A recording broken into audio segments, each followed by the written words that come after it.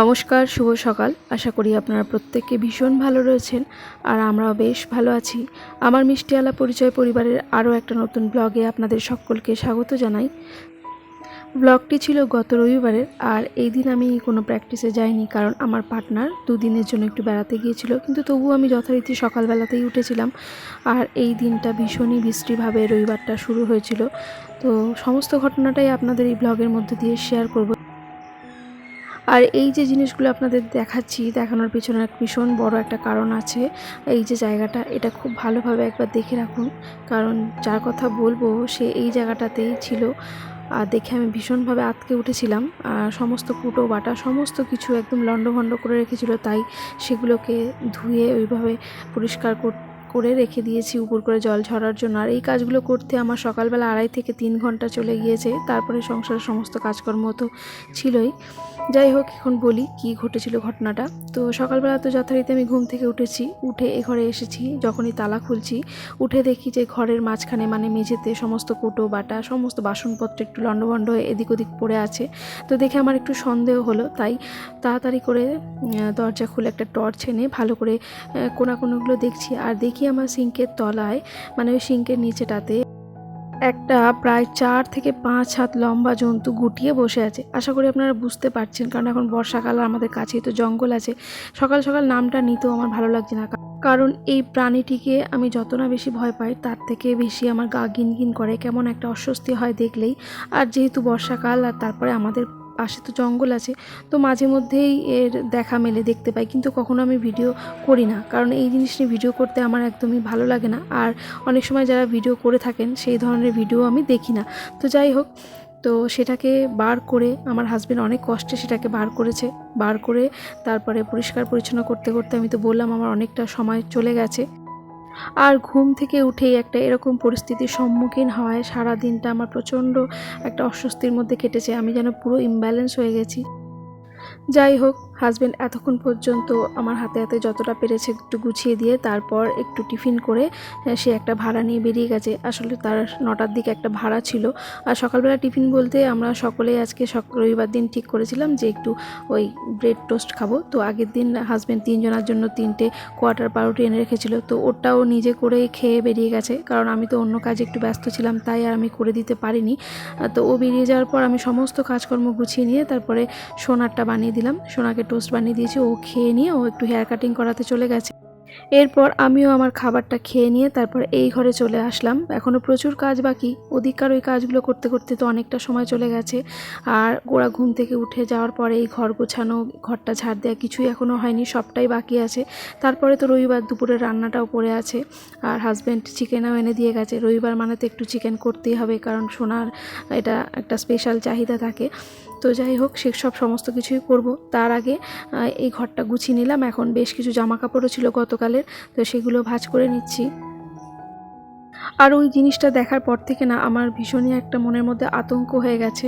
তো এই প্রথম নয়, এর আরও একদিন ঢুকেছিল, তো সেদিনকে তো আমি খেয়াল করিনি, সেদিনকে সোনাই দেখেছিল। তো তারপর সারা দিনটা আমরা ও ঘরে আর যাইনি। এই ঘরের দিকটাতে ইন্ডাকশান নিয়ে তারপরে কোনো রকমের সেদ্ধ ভাত রান্না করে খেয়েছি। এখন কিছুদিন বাদে আবারও ঢুকলো, তো এখন ওই ঘরে আর থাকাই হচ্ছে না খুব একটা।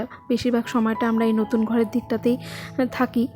তো যাই হোক, কী আর করবো। আসলে কী হয় জানেন তো, আগে আমাদের ঘরে একটা বেড়াল থাকতো, তো বেড়াল থাকলে ওই সময় জিনিস সেরকম একটা আসে না। এখন না ও একটু কমই থাকে বেড়ালটা।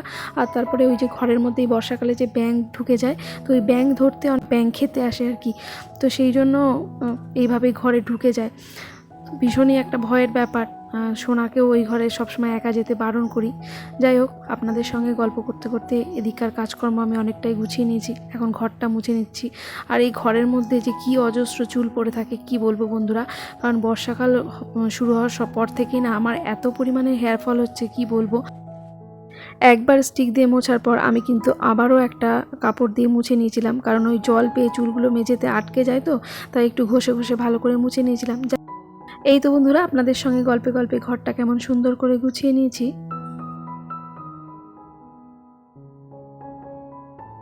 আর আমি যতক্ষণ এই ঘরে কাজ করছিলাম, ততক্ষণ কিন্তু এক পশলা বৃষ্টিও হয়ে গেছে, কারণ যেহেতু বর্ষাকাল মাঝে মাঝে শুকনো হচ্ছে আবার মাঝে মাঝে বৃষ্টি হচ্ছে। তো ওই ঘরটা গুছিয়ে রেখে তারপরে এইদিকে চলে এসেছি রান্নাঘরে। আবারও প্রচুর বাসন জমে গেছে, কারণ সকালবেলা থেকে চা খাওয়া, টিফিন খাওয়া, তো সমস্ত বাসনগুলো এখন এইখানে দাঁড়িয়ে দাঁড়িয়ে মেজে নিচ্ছি। আর সকাল থেকে এতটাই কাজের প্রেশার ছিল যে সেই সঙ্গে আমার স্পাইনালের ব্যথাটাও শুরু হয়ে গেছে, তাই এইভাবে বেলটা বেঁধে সমস্ত কাজকর্মগুলো আমার সারতেও হয়েছে। দিনটা বিশ্রীভাবে শুরু হওয়ার জন্য সকাল থেকে যে কাজেই হাত দিচ্ছি না কেন সেই কাজেই একটা না একটা বিপদ হচ্ছে। রান্না করতে গিয়ে মিক্সি চালাবো, হঠাৎ করে দেখি মিক্সিটা বন্ধ হয়ে গেল, কারেন্টেও একটু শক লেগে গেছিলো। তো কোনোভাবে রান্নাটা শেষ করেছি, কিন্তু সেগুলো আর ভালোভাবে আপনাদের সঙ্গে শেয়ার করতে পারলাম না। তো এরই মধ্যে আমি কিন্তু সমস্ত কাজ গুছিয়ে একেবারে স্নান সেরে চলে এসেছি। আর এখন এই তো মায়ের পুজোটাও দিয়ে নিচ্ছি।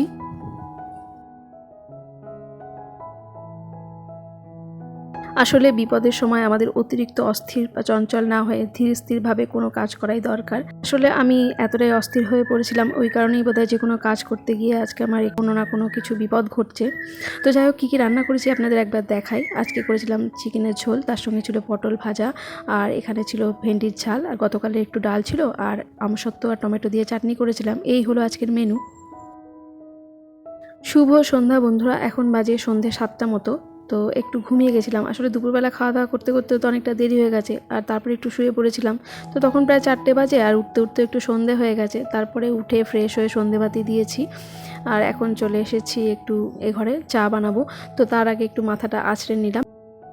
আগের দিন থেকেই ঠিক করে নিয়েছিলাম যে রবিবার দিনটা বেশ একটু ছুটির মতো কাটাবো, তা যাতে পরের সপ্তাহের শুরুটা ভালো হয় এবং সারা সপ্তাহটা বেশ এনার্জেটিকভাবে কাজ করতে পারি। কিন্তু ওই সকাল থেকে যে ঘটনা ঘটলো আর যে বিপদের মধ্যে দিয়ে কাটলো সে তো আপনাদের সঙ্গে সবটাই শেয়ার করলাম।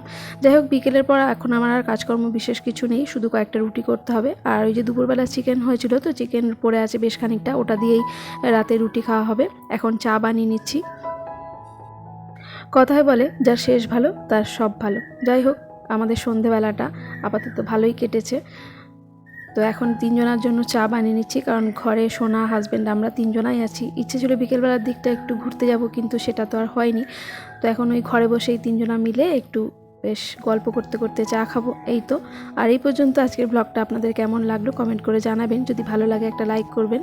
আর এই ধরনের ব্লগগুলি যদি আপনারা প্রতিনিয়ত দেখতে চান তাহলে চাইলে আমার চ্যানেলটি সাবস্ক্রাইবও করতে পারেন। আর যারা যারা তো অলরেডি করে ফেলেছেন তাদের সকলকে জানাই অসংখ্য ধন্যবাদ।